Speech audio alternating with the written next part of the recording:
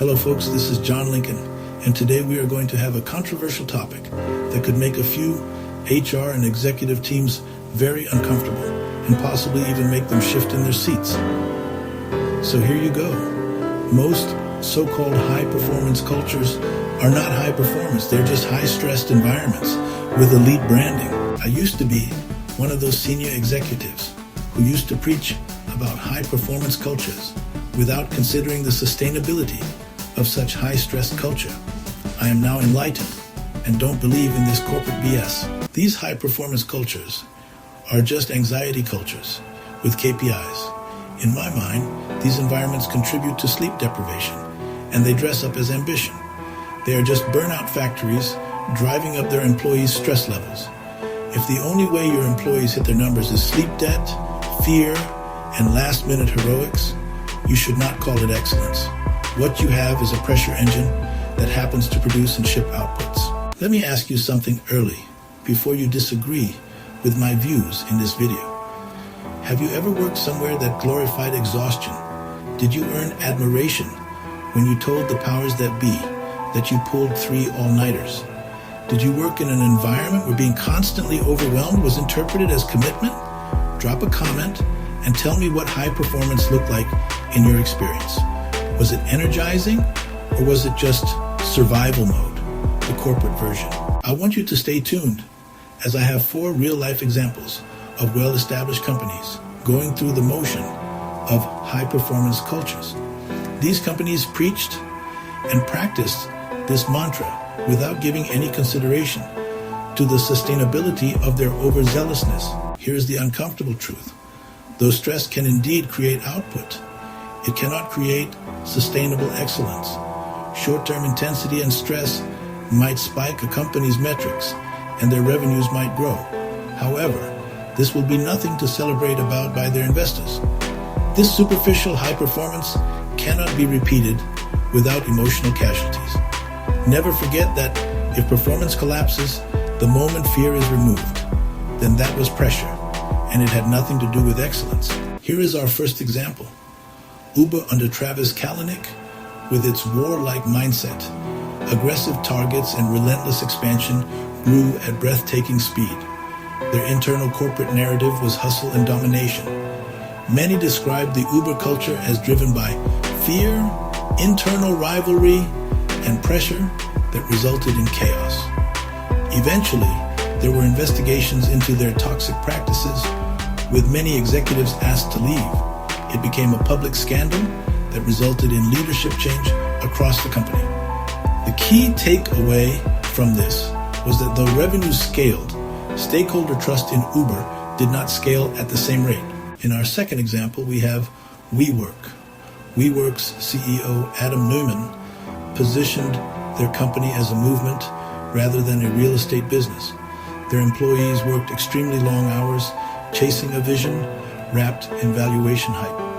Though their expansion was explosive, their weak financial discipline forced them to deal with reality. Then cracks surfaced in their governance processes and their IPO. Billions in valuation evaporated. They were forced to restructure, and many layoffs became necessary. WeWork's intensity amplified both their growth and instability.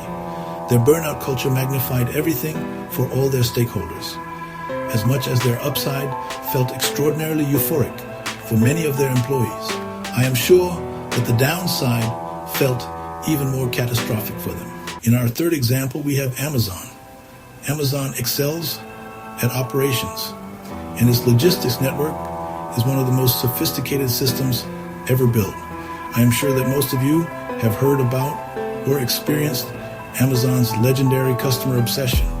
Despite all these kudos, many have described extreme productivity tracking and immense pressure tactics in some of their warehouse environments. Although the system delivers speed and efficiency at scale, their leadership and management tactics were questionable. If not for the rapid advent of AI, just imagine what the human cost would have been to deliver such operational excellence. Imagine the long-term risks accumulated by such a pressure-oriented performance management company where speed was everything and where human performance sustainability was never considered at all. A high-performance culture without resilience is fragile, and if your organization requires heroic efforts every single week, the underlying structure is not viable nor sustainable. If the best people in a company are quietly interviewing elsewhere, it could also mean the company culture is powered by anxiety rather than by design. Let us now move on to the next example. Wells Fargo, one of the largest banks in the USA, built a dishonest culture around upselling and cross-selling their products and services to customers who really did not need it. Wells Fargo's then commercial intensity was so high, and they did not have any checks and balances and any sort of guardrails to monitor the customer impacts on their aggressive cross-selling strategy. They pushed their employees to meet extreme and unrealistic sales targets. Nothing else mattered to them other than performance, growth, and hitting their numbers. This resulted in Wells Fargo employees opening millions of unauthorized and fraudulent accounts just to meet those unrealistic goals. The scam became public, and many in the leadership team were forced to resign, and the bank had to pay billions of dollars in fines. So what did we learn from these 4 examples? We learned that when pressure becomes the primary management tool, employees eventually choose survival over integrity, and ethical considerations become collateral damage. When this happens, burnout cultures become dangerous as they distort the sane judgment of employees and their leadership team. Here is the brutal truth. Some leaders defend burnout cultures because they work. What these leaders are not considering is the fact that overclocking a machine without cooling will eventually cause it to fail. When exhausted teams stop innovating, silent disengagement will rise, ethical shortcuts will start to creep in, and cultural debt will compound quietly. This is the real trap. The most dangerous burnout cultures are the ones that win, because winning hides the cracks for a while until it does not. Real leadership is not about extracting maximum output from human beings. Rather, it is about designing systems where excellence compounds without affecting negatively the people who create it. If you found this video useful, please like, subscribe, and share it with a founder, an executive, or even a board member who needs to hear it. I recognize that these discussions could be uncomfortable, but they do matter. For me, a high-performance environment without humanity is plain old extraction. If you consider high performance with humanity, then you are building a legacy. The question is simple. Are you building results that survive you, or are you building numbers that collapse the moment you stop pushing?